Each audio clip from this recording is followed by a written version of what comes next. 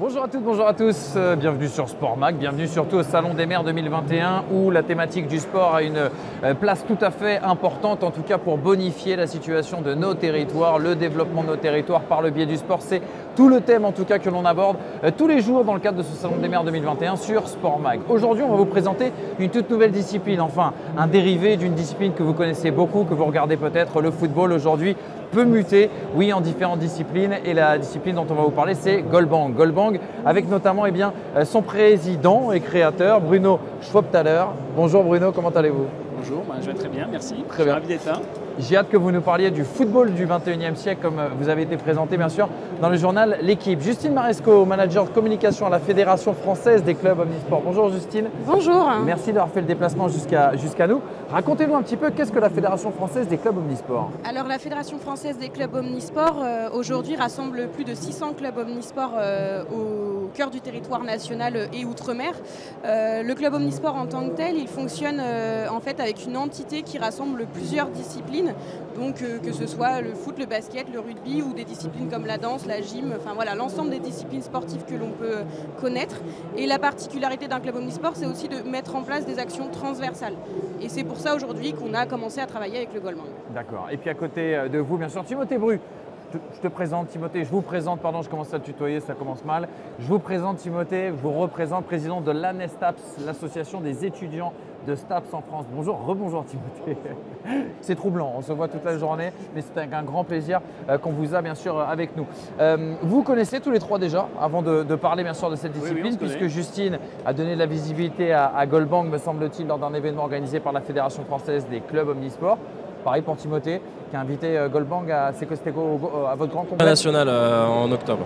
Exactement. On arrive du coup à la partie fatidique. Expliquez-nous Bruno, qu'est-ce que le foot du 21e siècle? Qu'est-ce que Goalbang? Qu'est-ce que vous proposez en tout cas comme nouvelle pratique autour du ballon rond? On va dire en fait que le Goalbang, c'est un peu le foot en mode light, très simplement. C'est-à-dire qu'on a tout simplifié pour permettre à tous les fans de foot, et il y en a beaucoup, on estime qu'à peu près 50% de la population française s'intéresse au foot, dans toutes les analyses qu'on a faites et les études qui sortent. Et en fait, il y en a 1 sur 10 qui joue à peu près. Donc pourquoi les 9 qui aiment ne jouent pas ou ne jouent plus? Et on a essayé de résoudre cette équation en proposant un format qui est hyper simple. Un but, un petit terrain de 10 mètres sur 10, 3 joueurs seulement, 3 règles de jeu et 30 minutes maximum. Donc avec ça, on a une formule qui peut jouer n'importe où, avec tout type de niveau physique ou niveau technique. Et l'idée, c'est vraiment d'apporter une pratique ou un format complémentaire, parce qu'aujourd'hui, les gens qui veulent faire du foot, ils ont un format qui est toujours le même. C'est un sport d'opposition, où ceux qui dribblent bien, ceux qui courent vite, ceux qui sont bons athlétiquement vont gagner par rapport aux autres. Nous, on a changé ça. On a changé les règles. D'où un petit peu le nom qu'on a créé, qui est le Goalbang. Goal, parce qu'on veut marquer le plus de buts possible, et on fait tout pour ça dans les règles. Et Bang, parce qu'on a cassé certaines règles. Au Goalbang, quand on marque une lucarne, c'est 10 points. Au Goalbang, quand on marque une 7, c'est 5 points. Donc tout ça, ça rend l'expérience de jeu beaucoup plus ludique. Et c'est ça qui est important. Aujourd'hui, on se rend compte que les tendances, c'est la compète, c'est bien, mais ça intéresse une frange très marginale de la population. Pour faire venir les gens au sport, c'est le fun. Et c'est ce qu'on propose en fait. Justement, pour parler vraiment du jeu en tant que tel, alors si j'ai bien compris, et surtout Bruno m'arrêtez si je dis une bêtise, j'ai l'impression que c'est de l'attaque-défense, c'est-à-dire qu'il y a 2 équipes de 3 joueurs, vous l'avez dit. Il y a une phase où une équipe attaque, et donc du coup la défense en fait reste dans la zone, qui est l'équivalent d'une mini-surface de réparation, c'est bien ça, où c'est très codifié avec des distances à tenir, et ensuite on inverse les rôles, c'est bien ça? C'est exactement ça, on a repris un peu le système des cartons, donc c'est 30 minutes en 4 cartons. Et le terrain de jeu est très simple, je vous l'ai dit, c'est un but, n'importe quelle taille de but. Mais en revanche, le point distinctif, c'est une zone triangulaire qui est tracée au sol.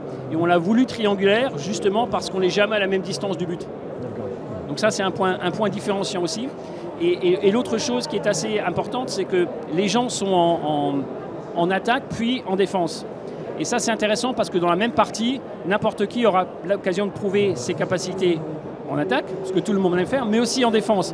Donc, imaginez-vous par exemple de faire jouer Messi au goal bang, on sait très bien ce qu'il vaut en attaque, Ah oui, oui. mais qu'est-ce qu'il vaut en défense? Inversement, Donnarumma, on sait ce qu'il vaut au but, mais qu'est-ce qu'il vaut en attaque? Et ça, c'est intéressant. C'est-à-dire que les gens vont se retrouver dans des situations très différentes et pas habituelles. Donc ça aussi, ça fait partie de l'expérience un petit peu fun qu'on propose. Et du coup, on en arrive à une pratique en fait sans contact qui change aussi un petit peu l'atmosphère, on va dire, d'un terrain de foot traditionnel tel qu'on le connaît. Ah bah, ça, c'est hyper important parce que le contact, d'une part, c'est ce qui va faire la différence entre les bons joueurs et les moins bons joueurs. Et souvent, l'opposition filles-garçons, ça tourne à l'avantage des garçons à cause du système de contact. Et nous, on a transformé le foot en fait en jeu de déplacement. C'est plus un jeu d'affrontement et de contact, c'est un jeu de déplacement. Et là, toutes les capacités des joueuses féminines, par exemple, on les retrouvées. Elles sont capables de se déplacer peut-être mieux, d'avoir une intelligence de jeu différente. Et surtout, avec le système de lucarne à 10 points, si on marque une lucarne, même pour le meilleur joueur en face, ça va être difficile de rattraper le coup. Donc ça aussi, ça fait partie de l'expérience. En fait, vous l'avez dit, il y a une chose qui est très intéressante, c'est que le fait de passer de 11 à 3, de changer justement ce terrain et son architecture, ça entraîne nécessairement un changement de règles. Est-ce que vous êtes d'accord en fait avec Florentino Pérez par exemple qui disait l'année dernière qu'un match de foot de 90 minutes est trop long pour les jeunes d'aujourd'hui qui jouent à des mi-temps de 6 minutes sur FIFA par exemple? Alors c'est une très bonne remarque et je dirais que non seulement on est d'accord mais on l'a fait. Oui, non, mais c'est ça. Ouais. Donc notre révolution à notre niveau, on l'a amenée sur le terrain et on est en train de la mettre en place avec les étudiants à travers Anestaps, à travers la Fédération des clubs omnisports, parce qu'on pense vraiment, et nous on est régulièrement sur le terrain, qu'il y a des besoins. Il y a des besoins parce qu'il faut changer l'accès au foot, il faut le rendre plus facile, il faut le rendre plus ludique. Il y a plein d'infrastructures aujourd'hui qu'on peut utiliser facilement et pour zéro investissement pour les transformer en zone de jeu goal bang. Donc là, on est vraiment en plein dans cette thématique et dire oui, il y a des choses à apporter dans le domaine du foot et on l'a fait. Justine, je me retourne vers vous parce que en tant que manager communication bien sûr à la Fédération française des clubs omnisports, vous connaissez les problématiques de ces clubs omnisports, d'autant plus en sortie de Covid où on a l'impression que les habitudes et habitus des pratiquants en tout cas ont quelque peu changé. Le retour au ludique, la promesse du ludique, en tout cas on a l'impression que c'est quelque chose qui est beaucoup dans l'air du temps. C'est ce que vous recherchez, des nouveaux formats, des nouvelles choses en tout cas à proposer dans ces clubs omnisports? Oui, effectivement, nous, nos clubs omnisports au quotidien sont à la recherche forcément d'attirer un nouveau public, de faire revenir aussi les Français au sport parce qu'on sait que la Covid est passée par ici. Et nous, dans la démarche globale de la fédération, on essaye de les accompagner à développer des nouvelles pratiques. Et le goal bang répondait vraiment aux besoins de flexibilité, de mise en place facile à faire au cœur des clubs. Voilà, on sait que les clubs omnisports aujourd'hui et les clubs en général ont besoin d'une gestion assez simple, assez facile, où en fait il ne faut pas beaucoup de contraintes. Et pour les pratiquants, c'est pareil. Le ludique est vraiment là, on va dire, la nouvelle chose qui est mise en avant par les personnes. La compétition beaucoup moins et le côté fun, le côté ludique qui peut permettre aux pratiquants de revenir. Et c'est ça la volonté de la fédération, d'accompagner les clubs à développer des pratiques. Et le goal bang, du coup, comme je disais, répondait à tous ces besoins. Et justement, est-ce que vous, du côté de la Fédération française des clubs omnisports, est-ce que cette crise, elle ne vous a pas frappé de plein fouet? Est-ce qu'aujourd'hui, elle ne vous oblige pas justement à être dans la réaction immédiate pour justement essayer de garder ces pratiques un petit peu fédérales? Alors aujourd'hui, nous, la crise a frappé toutes les fédérations, tous les clubs. Le club omnisport a eu peut-être une petite chance ou une petite particularité, c'est qu'étant sur beaucoup de disciplines, il a un petit peu moins souffert parce que quand les terrains étaient fermés à l'intérieur, il allait en extérieur. Enfin voilà, il y avait ça, donc on a un petit peu moins souffert de la crise que certaines fédérations, ça c'est un fait. Et ensuite, effectivement, il y a un besoin de réaction, mais qui était là avant le Covid, et ça, il faut le préciser. Les habitudes ont changé depuis quelques années, la pratique libre aussi, il y a d'autres pratiques qui viennent en avant et le côté lourdeur un peu de certaines fédérations, de certaines pratiques qui demandent de l'entraînement toujours, qui demandent un investissement. Certains Français ne sont plus là-dedans et du coup, effectivement, nous, on est dans la réaction, on est dans l'accompagnement. Alors nous, le club est au cœur de notre démarche, donc c'est vraiment en fait un besoin des clubs auquel on répond. Voilà, exactement. À partir de quand justement vous avez marqué pas cette fracture, mais ce basculement où justement peut-être les motivations pour aller vers les clubs et vers le sport ont un petit peu changé dans notre pays? On en parlait tout à l'heure avec la Nestaps, on n'est pas encore tout à fait un pays de sport, c'était en tout cas la conclusion qu'on avait tirée, mais à partir de quel moment vous avez eu des retours justement des clubs omnisports de vous dire Et il faut qu'on trouve il faut qu'on ait un élan un petit peu de modernité et pourquoi pas justement aller vers des disciplines comme Goalbang. Alors moi je pourrais peut-être pas vous répondre sur l'historique parce que je suis arrivée dans le sport il n'y a pas encore trop longtemps, mais dans mon expérience professionnelle avant j'étais aussi au cœur d'un grand groupe du sport et donc effectivement je voyais déjà les habitudes changer et je pense que ça fait quand même quelques années que c'est là et juste la Covid a fait un accélérateur de ces habitudes qui changent parce que pendant un an et demi on a été coincé chez nous entre guillemets, on voulait être vraiment peut-être se protéger, certes on a aussi été obligé de se protéger et donc retourner en club c'est pas évident pour beaucoup. Ceux qui ont été toujours les ferveurs de la compétition ils vont y aller tout le temps, ils vont y aller facilement, ça c'est sûr, mais il faut aller chercher ces gens qui déjà avant la Covid avaient des difficultés d'aller à un club, qui ont encore plus de difficultés et qui cherchent un nouveau système de sport, en fait, quelque chose qui les fait bouger, mais où il y a peut-être un peu moins de contraintes, un peu moins de règles, des règles mais qui sont faciles et où on peut s'expérimenter sur beaucoup de compétences et d'appétences. Timothée, je me retourne vers vous, parce que moi je suis personnellement un jeune vieux con, je le dis ouvertement, je me dis qu'il y a des disciplines qui marchent depuis très longtemps et pourquoi changer, pourquoi changer, mais je suis peut-être le seul dans le cas. Justement, comment aujourd'hui les jeunes que vous côtoyez, les jeunes que vous représentez, les jeunes avec qui vous dialoguez, vous êtes en plus en STAPS, donc directement on va dire sur la matière sportive, est-ce que les nouvelles pratiques telles que le propose Bruno aujourd'hui, c'est quelque chose qui a un attrait tout à fait particulier pour les jeunes que vous côtoyez et les jeunes que vous êtes aussi Nous du coup on est assez experts sur le public étudiant et c'est un constat qui est indéniable qu'on a, c'est que les étudiants quand ils rentrent dans l'enseignement supérieur, ils arrêtent majoritairement la pratique sportive. La plus grosse rupture à la pratique sportive, c'est l'entrée dans l'enseignement supérieur. Parce que moins de temps, parce qu'une offre de pratique qui n'est pas forcément adaptée. Et quand on se renseigne un peu sur ce que cherchent les jeunes et les étudiants, cette pratique libre revient beaucoup et du coup le Goalbang correspond à cet enjeu. Alors, il y a toujours des jeunes qui aiment le football dans sa forme classique. J'en fais partie, même si du coup le Goalbang correspond aussi à quelque chose que j'apprécie, mais voilà. Mais une grande partie des jeunes aujourd'hui sont plus sur de la pratique libre et moins enclins à aller vers de la pratique fédérée en club, parce que justement les temporalités ne correspondent pas forcément à leur emploi du temps. Et du coup, c'est vrai que le Goalbang, c'est une réponse un peu à cet enjeu. Comme le basket à 3, comme tous les espaces de pratique libre, enfin tout ce que les espaces de pratique libre permettent. Justement, il y a eu des discussions, je ne sais pas si vous avez entériné quelque chose, si ça va se passer après en sortant de ce plateau. Il y avait une idée, je crois que Bruno vous aviez porté, c'était une Coupe de France 3v3, avec potentiellement la possibilité de l'organiser avec tous les STAPS de France. Si vous pouviez nous toucher un petit mot tous les deux sur ce projet, si on a le droit d'en parler, s'il y a rien de ficelé. C'est un projet et l'idée c'était quand on a été invité à aller au congrès, plutôt que d'arriver les mains vides, j'aime bien arriver avec des choses concrètes. Et l'idée c'était de dire, finalement il n'y a pas de compétition STAPS, inter-STAPS aujourd'hui et finalement pourquoi ne prendre pas l'occasion de dire on va faire une première Coupe de France qui va s'adresser à tous les STAPS qui veulent participer au départ. Et faire évoluer cette chose-là pour qu'à terme, ça devienne peut-être l'événement de référence pour tous les STAPS et peut-être à terme pour tous les étudiants. Donc c'était juste une idée comme ça. L'avantage, c'est que c'est assez facile à mettre en place. Et puis, d'un point de vue personnel, je trouve que c'est intéressant aussi parce que moi, j'engage des gens.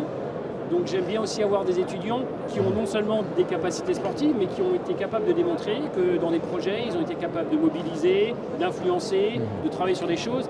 Et là, en l'occurrence, ça peut être un projet qui est aussi assez professionnalisant pour l'équipe ou les BDE qui travailleraient dessus. Si jamais vous mettez ça en place, en tout cas, j'ai deux volontés. La première, c'est que ça passe sur Sport Mag. Et la deuxième, c'est que je sois aux commentaires. Comme ça, on va se régaler. Et je viendrai avec grand plaisir pour voir vos exploits, bien évidemment. On a évoqué toutes ces problématiques. On a évoqué le projet Goalbang. Et je vous invite d'ailleurs à aller, il y a un site internet Goalbang, j'imagine bien. Si vous voulez voir bien sûr des vidéos et des exemples de règles, etc. S'il y a une petite question que je vais vous poser, c'est quoi les skills tests? Alors, en fait, les skills tests, au départ, on s'est dit, le Goalbang, ça fait trois skills de base. La passe, le saut, le tir. D'ailleurs, un des slogans qu'on a, c'est passe, jump, shoot. Donc, c'est juste ça. Le foot, c'est hyper simple. C'est Johan Cruyff qui disait ça. Le foot, c'est simple. Un mec qui dribble, en fait, il a sa place dans un cirque. C'était lui qui le disait, c'est pas moi. Ouais. Voilà, mais il dit, il faut déplacer le ballon et bouger. Et nous, on a repris cette idée de base en disant, on reprend les fondamentaux et on les fait travailler grâce au battle. Mais aussi, on a un atelier qui s'appelle les skill tests, où on mesure la vitesse de tir, la détente sèche et la précision de passe. Et toute personne qui a créé son profil sur le site Goalbang, on rentre ses stats. D'accord. Donc c'est pour ça que l'expérience Goalbang, c'est à la fois du physique parce qu'on joue, mais il y a aussi la dimension digitale par rapport à ce que disait Timothée pour les jeunes, c'est de dire, on peut avoir son profil et circuler ses stats à ses potes en disant tiens, moi j'ai tiré à 85 km/h, j'ai 70 cm de détente et j'ai une précision de 5 sur 10. Et ça fait partie de l'expérience aussi. Et vous parliez du DIC tout à l'heure, il y a quelque chose qui m'a beaucoup amusé, c'est la coupe des coiffeurs par exemple, qui n'a rien à voir avec les remplaçants, c'est pas la coupe dédiée aux remplaçants. Expliquez-nous, c'est quoi l'idée? C'est la coupe du lundi. La coupe du lundi, pardon. La coupe du lundi, en fait, mais c'est pour la cible des coiffeurs. On s'est dit finalement, dans la dimension fun, il faut aussi qu'on amène de l'humour. Et donc on a déposé cette marque qui s'appelle la coupe du lundi. Et l'idée, c'est d'aller voir la corporation des coiffeurs, qui est une des plus importantes en France. Il doit y avoir 20 ou 30 000 coiffeurs en France, mais c'est des toutes petites boutiques. Donc, en général, ils ont 2-3 personnes.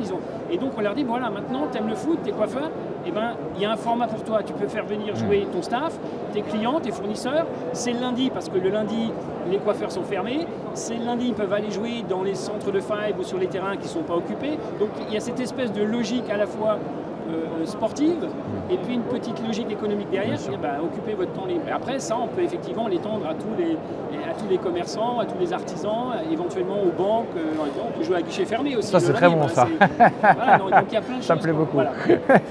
C'est important d'avoir cet aspect fun aussi et vous disiez tout à l'heure, le fait de ne pas avoir de contact au goal band, ça change complètement l'atmosphère.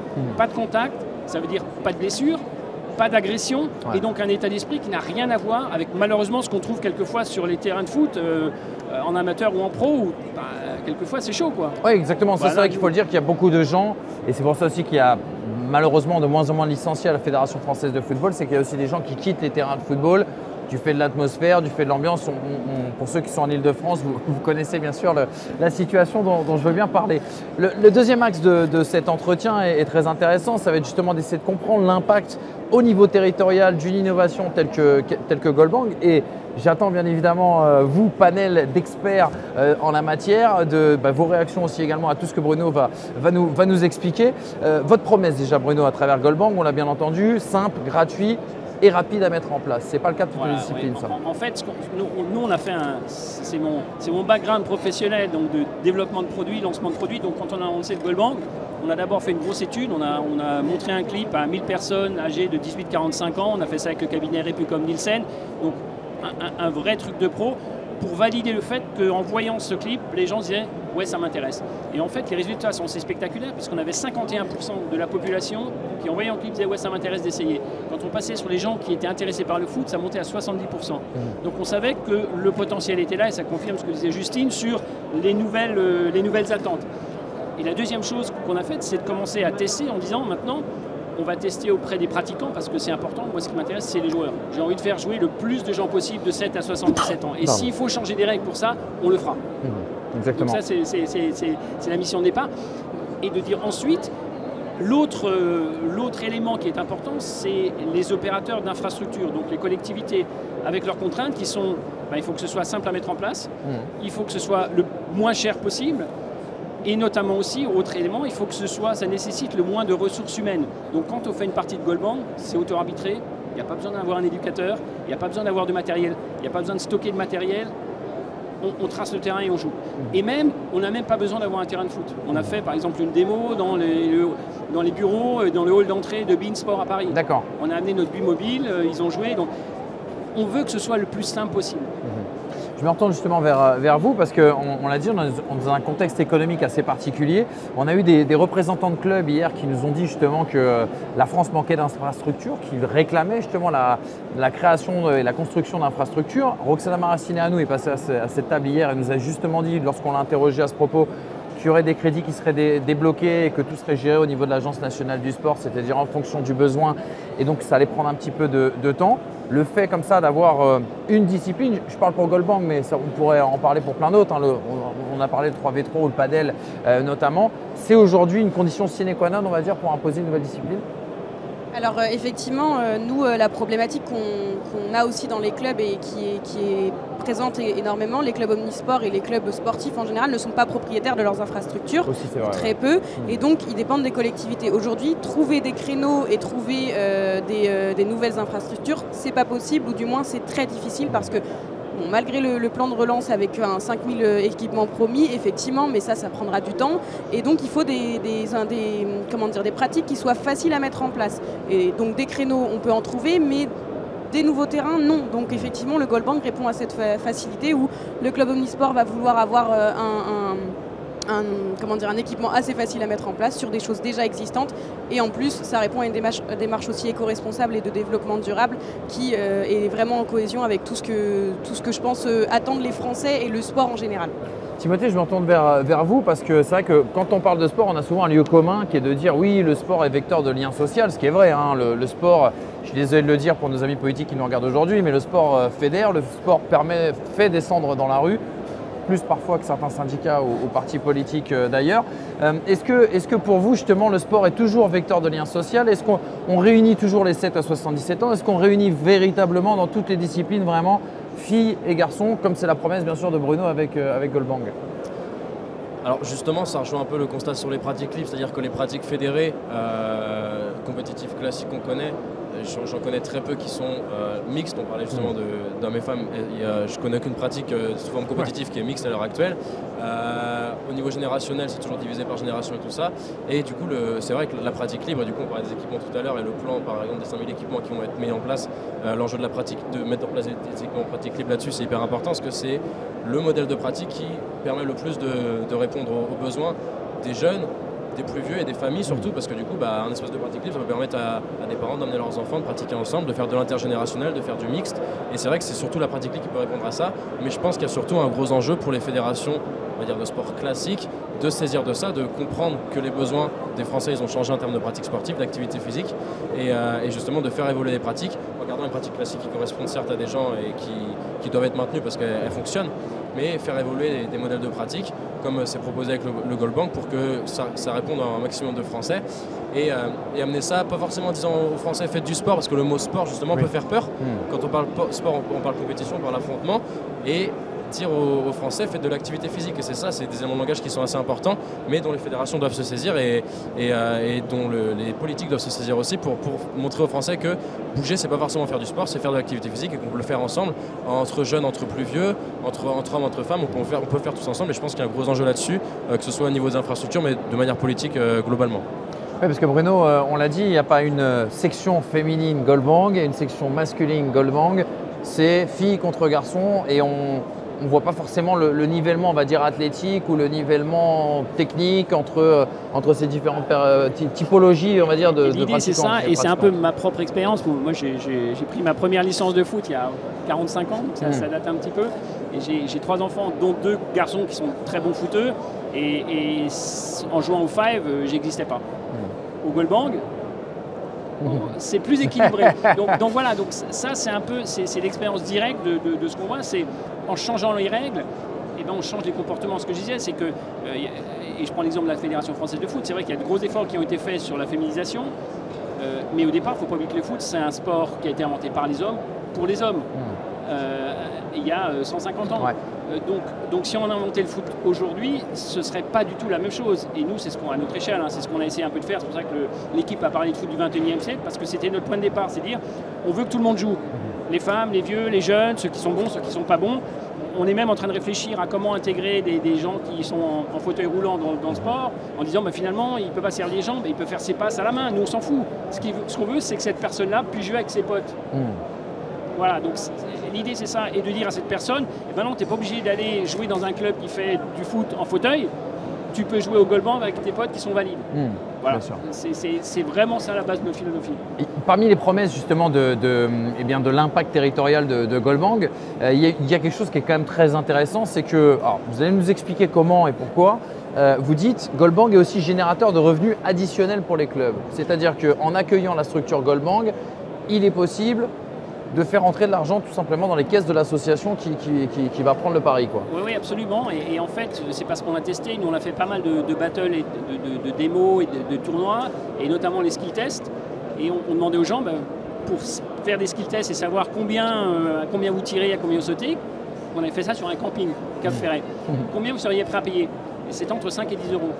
Et donc on se dit, et le président du club du FCNO qui devait être là ce matin, qui n'a pas pu être là, mais en fait, lui, ce qu'on est en train de voir avec lui, c'est comment on peut créer des offres où il y a tombola, battle, skill test, et au lieu de vendre du tombola 2 euros qui est un petit peu XXe siècle, on va dire, on va créer une offre complète et ce sera peut-être 15 € ou 20 €. Mais il y aura le package total. Et les recettes additionnelles sont pour le club. Et aujourd'hui, nous, on apporte cette marque, ce format dont on est propriétaire, plus une vingtaine d'autres marques dont on est propriétaire qui lui permettent à lui, en tant que club, d'activer ses bénévoles, son accès au terrain et de créer de nouvelles activités. On prenait la Coupe du lundi, le club pourrait très bien décider d'organiser la Coupe du lundi sur le City Stade et de faire payer 5, 10, 20 €, c'est eux qui choisissent. Ouais, bien sûr. Mais avec ce nouveau format, qui est un nouveau produit, on leur offre ces opportunités-là. En fait, je m'entends vers vous, Justine, mais ce qui est intéressant avec ce que vient de nous expliquer Bruno, c'est qu'on est presque dans un truc hybride, c'est-à-dire un club qui intégrerait les nouvelles pratiques et justement les pratiques non fédérées. C'est-à-dire que là, ce que vous proposez, si je schématise et que je vulgarise à fond, c'est un club qui proposerait par exemple la même formule qu'un Five, par exemple, qui est une société tout à fait privée. Mais c'est un très bon exemple. C'est-à-dire que le Five aujourd'hui, c'est que dans les grandes villes. Vous allez dans un petit village, vous avez dans la plupart des petits villages un terrain, voire un City Stade, pas forcément dans les petits villages, mais dans les villes moyennes, mais pas de Five. Et donc le réservoir de gens qui sont intéressés par le foot et qui pourraient jouer au foot en 3v3, il existe. Sauf qu'aujourd'hui, on n'avait pas la réponse. Maintenant, on a cette réponse. Donc c'est au club local, à la collectivité locale de dire « Ok, j'ai ça, qu'est-ce que j'en fais? Comment je l'anime? Est-ce que je fais ça pour les seniors, pour les étudiants, pour les femmes ?» Enfin, ça, c'est eux qui voient parce qu'ils connaissent les gens sur le terrain. Nous, on apporte juste le produit qui leur permet de faire ça. Justement, Justine, est-ce qu'il faut arriver à quelque chose d'hybride pour réinventer justement l'offre des clubs omnisports? Alors effectivement, nous, on voit les nouvelles pratiques au sein de la fédération comme une opportunité de développer un nouveau modèle économique. Aujourd'hui, on sait que les difficultés financières des clubs sont présentes, puisque c'est présent aussi au sein des fédérations. Les subventions vont être amenées ou sont amenées à baisser depuis quelques années. Les partenariats, c'est compliqué. Enfin, en fait, il y a plein de choses qui sont prises en compte.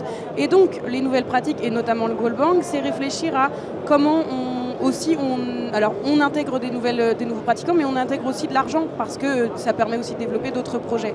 Et nous, on a déjà réfléchi effectivement à le proposer même aux entreprises. En fait, comment le club propose ça aux entreprises sur des créneaux, comment le club peut le proposer aux seniors. Voilà, c'est le club qui va s'en charger, enfin prendre en compte tout ça pour ses cibles et quels enjeux il veut mettre derrière.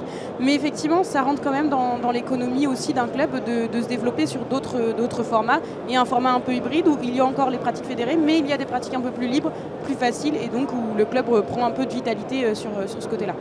Timothée, qu'un club omnisport comme ça puisse jouer un petit peu sur les deux tableaux, c'est-à-dire avoir sa pratique fédérale, de licenciés, etc., et ouvrir, on va dire, de manière un petit peu plus privée à du one-shot, à de l'événementiel, etc. Est-ce que vous, ça vous pose un problème en termes moral? Est-ce qu'on a le droit d'ailleurs de se poser cette question-là? Alors, là, sur l'exemple du foot, c'est quelque chose qui n'est pas du tout répandu. Je sais qu'il y a des disciplines où c'est quelque chose qui est assez classique. Je pense canoë-kayak, par exemple, les clubs de canoë-kayak, beaucoup de pratiques, du coup, des pratiquants qui font ça de manière sportive avec une licence et on va dire des licences ponctuelles. Quand on paye une séance de kayak de 2 heures en tant que touriste, on prend une licence, mais une licence spécifique. Exactement. Donc c'est quelque chose qui existe dans d'autres sports, donc pourquoi pas? C'est vrai qu'au golf aussi, excusez-moi, je fais la parenthèse, vous avez raison. Ouais. Pourquoi pas l'étendre à des disciplines comme le foot ou n'importe quelle autre discipline plus répandue. Il y a aussi un enjeu quand on demande de payer, c'est aussi de répondre à des besoins. Moi, pour le coup, je représente les étudiants et les jeunes qui sont fortement touchés par la précarité et du coup, nul doute que vous en soyez saisi de cet enjeu et que quand on veut proposer une offre payante, on l'adapte en termes de prix aux étudiants et tout ça. Donc ça, c'est quelque chose qui me semble intéressant parce que c'est le principal frein à la pratique que rencontrent les étudiants aujourd'hui. Mais sur le principe même de demander au club de se diversifier en proposant aussi pourquoi pas une offre privée, oui, ça peut répondre à un besoin. Et on rappelle, et Bruno, vous venez de le dire, qu'en effet, ce n'est pas Goal Bank qui vient commercialiser bien sûr cet événement. Vous mettez l'outil à disposition et c'est au club bien sûr de définir son offre à partir de d'ailleurs, quand on avait été au congrès, j'avais animé une table ronde et on avait parlé de la notion de client, plus que licencié. C'est un peu touchy. Bien sûr. Mais en fait, c'est ça, c'est que le client, c'est quelqu'un qu'il faut séduire. Donc déjà, il faut comprendre ce qu'il a envie d'avoir et il faut lui proposer dans les meilleures conditions.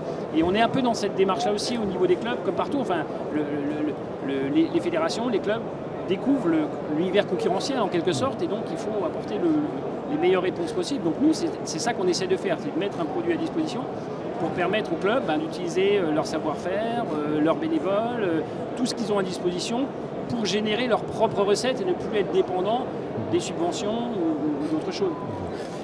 Je me permets effectivement de rebondir sur ça. Nous, les clubs omnisports, et j'ai l'exemple là sur la région, le Paris University Club exactement a lancé son sport à la carte en septembre. Donc, et ça concerne beaucoup de disciplines différentes. Je pense qu'un club, une association restera une association avec ses valeurs, avec son projet associatif, avec tout ce qu'il porte. Mais nous, on est persuadés à la fédération que le mouvement sportif, les clubs, mais aussi les fédérations doivent réfléchir comment on répond aux besoins des Français. Parce que oui, il y a le côté privé, il y a les salles privées qui existent, et ça c'est sûr, et ça a fait du mal au club, je pense, quand ça a été lancé, ça c'est sûr et certain.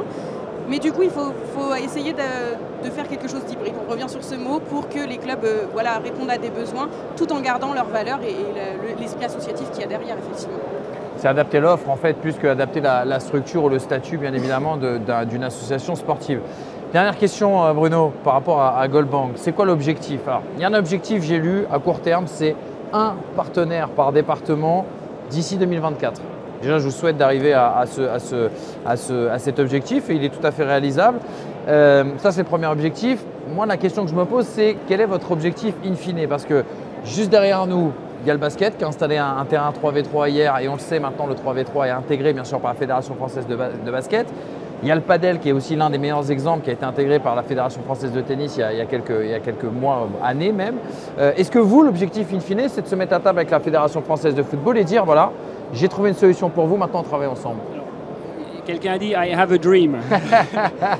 En fait, moi j'ai un rêve mais qui est pas lié à ça. J'ai un rêve qui est plus lié à la pratique et la reconnaissance d'une pratique. Pour moi, c'est les JO.